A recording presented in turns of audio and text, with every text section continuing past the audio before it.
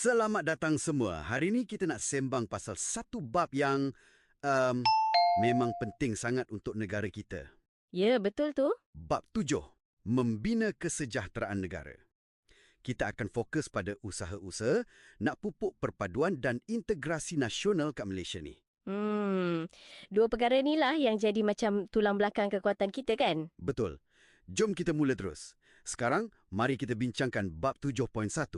Okey, dalam bab ni ada dua konsep utama. Perpaduan kaum dengan integrasi nasional. Sekali dengar macam sama je.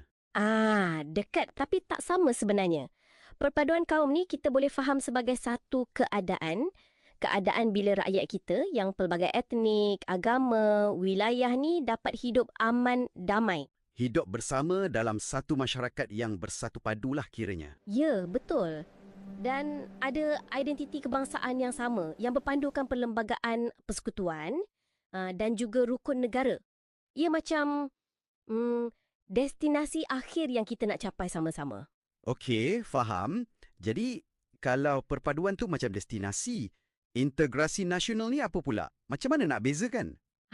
Kalau perpaduan tu destinasi, integrasi nasional ni lah perjalanannya. Ia satu proses yang sentiasa berjalan, dinamik orang kata. Usaha berterusan untuk rapatkan hubungan masyarakat. Merapatkan hubungan antara negeri dengan wilayah. Supaya kita rasa macam, kita ni satu bangsa? Tepat sekali.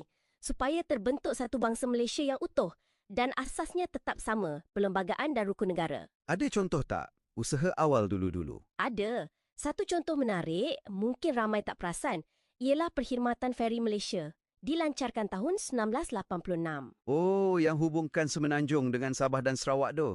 Ya, itu bukan setakat hubungkan secara fizikal je, tapi ia simbolik usaha nak integrasikan penduduk Semenanjung dengan Sabah dan Sarawak. Nak bina jambakan, semangat kekitaan tu. Bila cakap pasal perpaduan ni, kita tak boleh lari dari sejarah kan? Terutama kesan dasar zaman British dulu.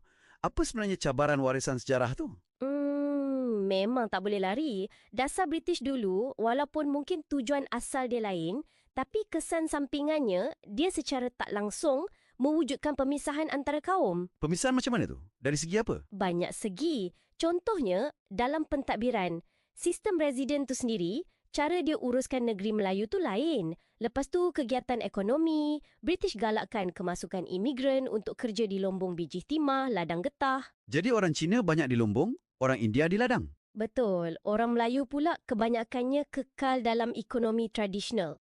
Pertanian, sara diri, nelayan.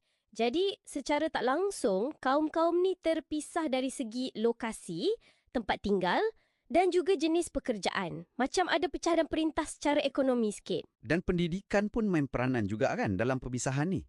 Sistem sekolah vernacular tu. Ya, itu satu lagi faktor besar. Adanya sekolah aliran Melayu, Cina, India dan Inggeris. Masing-masing guna bahasa pengantar sendiri, kurikulum pun lain-lain. Jadi budak-budak dari kecil lagi dah kurang bergaul lah ya, dalam kelompok masing-masing je. Lebih kurang macam itulah, interaksi antara kaum tu jadi terbatas. Ditambah pula bila dah nak merdeka tu, muncul fahaman politik yang lebih berasaskan kaum. Parti politik cenderung perjuangkan kepentingan kaum masing-masing dulu. Jadi memang banyak lapis lah cabaran yang kita warisi tu ya. Okey, sekarang mari kita bincangkan bab 7.2. Bila dah nampak cabaran sejarah tu, jelaslah kenapa pendidikan dianggap sangat penting. Macam alat untuk satukan balik masyarakat kita. Apa langkah-langkah awal yang diambil? Selepas merdeka, memang banyak tumpuan diberi pada sistem pendidikan. Satu langkah yang sangat signifikan ialah Laporan Jawatan Kuasa Kabinet tahun 1979. Laporan Kabinet 1979. Apa yang penting sangat pasal laporan ni? Laporan ni dia bukan setakat cadangan biasa tau. Dia betul-betul tegaskan peranan bahasa Melayu kena jadi bahasa perpaduan dan wajib diajar di semua sekolah. Dia juga syorkan penekanan pada nilai-nilai murni. Melalui subjek macam pendidikan Islam dan pendidikan moral. Ya, dan juga aktiviti co-curriculum.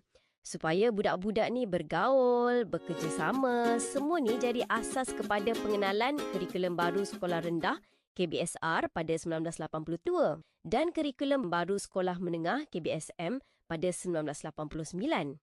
Oh, KBSR dan KBSM tu. yang kemudiannya dikemas kini jadi KSSR dan KSSM sekarang ni. Matlamat asas dia memang untuk perpaduan lah ya. Betul, matlamat utamanya memang ke arah tu.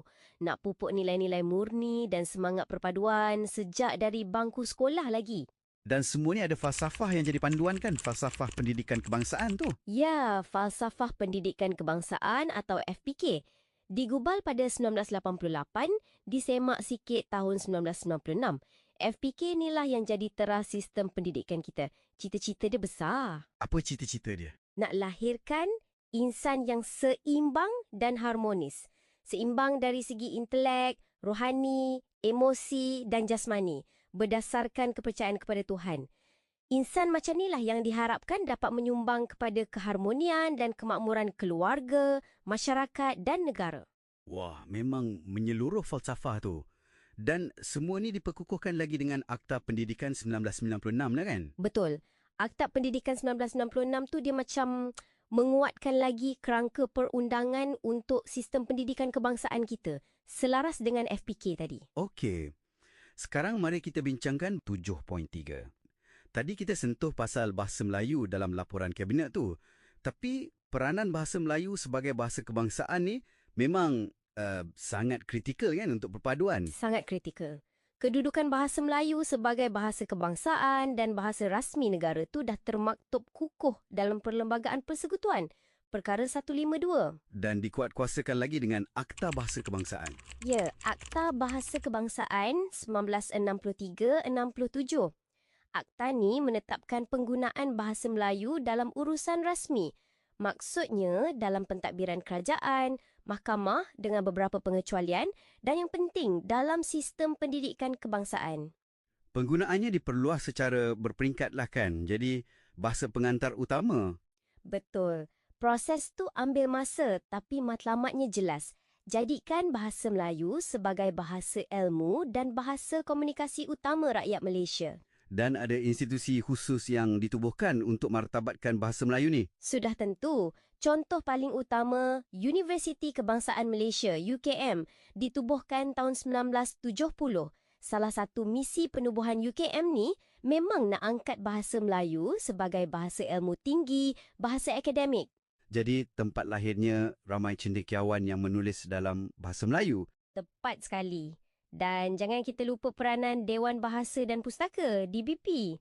Sejak ditubuhkan tahun 1956 lagi sebelum merdeka, DBP dah main peranan besar. Apa peranan utama DBP? Macam-macam. Kembangkan bahasa Melayu tu sendiri, terbitkan buku, majalah, kamus, galakkan penggunaan bahasa yang betul. Tapi lebih dari itu, DBP juga berusaha pupuk perpaduan melalui bahasa dan sastra kebangsaan. Macam slogan dia tu kan? Bahasa jiwa bangsa. Memang kena sangat. Memang kena. Bahasa tu bukan setakat alat komunikasi. Tapi dia bawa identiti, bawa jiwa bangsa tu sekali. Baiklah. Sekarang mari kita bincangkan bab 7.4. Macam mana pula dengan kebudayaan? Ada dasar khusus ke untuk ni? Ada. Dasar kebudayaan kebangsaan. Ia digubal untuk jadi panduan. Tujuannya nak bentuk dan kekalkan satu identiti nasional yang boleh dikongsi oleh semua kaum kat Malaysia ni. Fokus dia untuk kukuhkan perpaduan melalui kebudayaan. Caranya dengan menjadikan kebudayaan rakyat asal rantau ni sebagai teras. Tapi dalam masa sama meraihkan dan terima unsur kebudayaan lain yang sesuai dan wajar. Okey. Satu lagi elemen penting. Sekarang mari kita bincangkan bab 7.5. Sukan. Selalu orang cakap sukan ni boleh satukan kita semua, kan? Memang betul. Sukan ni platform perpaduan yang sangat berkesan. Tengok kat sekolah je lah. Ada dasar macam satu murid satu sukan. Lepas tu ada rancangan integrasi murid untuk perpaduan, REMOP. Semua ni memang galakkan murid dari pelbagai kaum untuk berinteraksi, bekerjasama melalui sukan. Kalau kat peringkat lebih tinggi, universiti ke, antara negeri ke? Ada juga. Kat universiti ada Majlis Sukan Universiti Malaysia, MASUM, sejak 1974. Dan yang paling popular, Sukan Malaysia atau SUKMA. SUKMA ni diadakan setiap 2 tahun sejak 1988. Dia bukan sekadar pertandingan tau, tapi jadi macam jambatan integrasi antara negeri-negeri. Acara antarabangsa macam Letur Delangkawi atau MotoGP tu pun ada kesan juga kan? Ya, betul tu. Bila kita berjaya anjurkan acara besar macam tu, Ia bukan saja tunjuk kemampuan negara kita, tapi secara tak langsung, dia bangkitkan rasa bangga. Semangat kebersamaan tu. Semua rakyat Malaysia, tak kira bangsa atau agama, menyokong sebagai satu suara. Itu kesan dia. Memang kuat penanganan sukan ni. Okey, kita dah lihat macam-macam usaha. Pendidikan, bahasa, budaya, sukan. Sekarang mari kita bincangkan bab 7.6. Rukun negara. Ini macam kompas ideologi negara kita kan? Tepat sekali. Rukun negara ni bukan lahir dalam vacuum. Ia diisytiharkan pada 31 Ogos 1970, setahun lebih selepas peristiwa hitam 13 Mei 1969. Ia adalah respons kepada tragedi itu. Jadi ia lahir dari satu keperluan mendesak untuk cari formula perpaduan yang lebih kukuh lah ya. Betul. Selepas 13 Mei, pemimpin negara sedar kita perlukan satu set prinsip, satu ideologi kebangsaan sebagai panduan untuk semua rakyat Malaysia untuk pastikan negara kita kekal bersatu padu dan stabil. Dan terhasillah 5 prinsip rukun negara tu. Boleh kita sebutkan semula? Tentu. 5 prinsip utama tu ialah: pertama, kepercayaan kepada Tuhan. Kedua, kesetiaan kepada raja dan negara. Ketiga, keluhuran perlembagaan. Keempat, kedaulatan undang-undang. Dan kelima, kesopanan dan kesusilaan. 5 prinsip ni nampak macam ringkas, tapi makna dia mendalam kan? Sangat mendalam. Setiap satu tu ada rasional dan kepentingannya. Contohnya, kepercayaan kepada Tuhan tu jadi asas kerohanian masyarakat kita yang pelbagai agama. Kesetiaan kepada raja dan negara tu simbol penyatuan kita. Keluhuran perlembagaan dan kedaulatan undang-undang tu pula tunjang sistem demokrasi berparlimen dan raja berperlembagaan kita. Dan yang terakhir, kesopanan dan kesusilaan tu macam panduan adab pergaulan harian kita. Ya, ia penting untuk jamin hubungan harmoni dalam masyarakat majmuk macam kita ni. Hormat menghormati, berbudi bahasa, perkara asas tapi sangat penting. Di sebalik 5 prinsip ni, rukun negara ada matlamat yang lebih besar kan? Apa dia? Ada 5 matlamat utama rukun negara. Pertama, nak capai perpaduan yang lebih erat dalam kalangan seluruh masyarakat. Kedua, nak pelihara satu cara hidup demokratik. Ketiga, nak cipta satu masyarakat yang adil di mana kemakmuran negara dapat dinikmati bersama secara adil dan saksama. Lagi 2. Keempat, nak jamin satu cara hidup yang liberal terhadap tradisi-tradisi kebudayaan yang pelbagai. Dan kelima, nak bina sebuah masyarakat progresif yang akan menggunakan sains dan teknologi moden. Jadi rukun negara ni bukan sekadar untuk dihafal, tapi untuk dihayati dan diamalkan sebagai panduan hidup kita semua. Betul, ia adalah ikrar kita bersama sebagai rakyat Malaysia. Jadi kalau kita lihat balik keseluruhan bab 7 ni, memang jelaslah betapa banyak usaha yang dah dibuat dan masih terus dibuat untuk bina sebuah negara bangsa Malaysia yang bersatu padu dan sejahtera. Ya, ia satu proses yang kompleks, melibatkan banyak aspek sejarah, politik, ekonomi, sosial, pendidikan, bahasa, budaya, sampailah ke ideologi negara. Semuanya saling berkait rapat. Dan perjalanan ni, ia bukan kerja kerajaan semata-mata kan? Ia tanggungjawab kita bersama sebagai rakyat Malaysia. Memerlukan penghayatan kita semua terhadap prinsip-prinsip asas negara kita.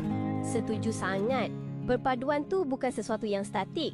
Ia perlu sentiasa dipupuk dan dijaga oleh setiap generasi. Betul tu. Baiklah, itu saja perkongsian kita untuk kali ini. Semoga bermanfaat. Jumpa lagi dalam perkongsian seterusnya.